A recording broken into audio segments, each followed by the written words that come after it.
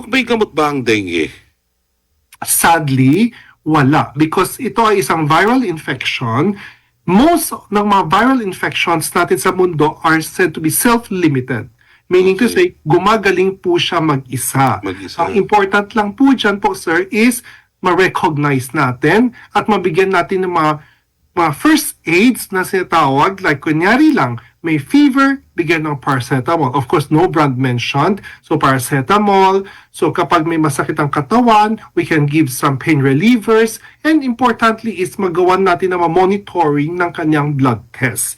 So, syempre gusto malaman ng mga viewers natin, ano ba yung mga blood test na kadalasang ginagawa?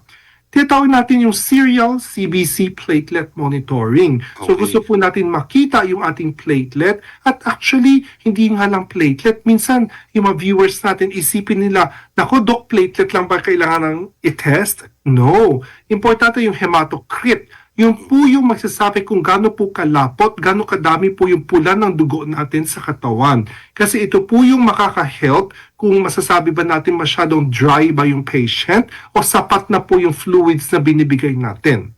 Kasi ang tanong niyo po, sir, may treatment po ba? Wala po. Kaya lang, ang isang importante is hydration. Kadalasan kasi syempre nagkaka-fever. Okay? Oo. So meron tinatawag na insensible na fluid losses sa katawan. Baka ma-dehydrate naman yung patient natin. So, pamamagitan ng blood test o hematocrit, mabibigyan po tayo ng guidance kung sapat na po ba yung tubig or volume na binibigay natin sa katawan or hindi pa.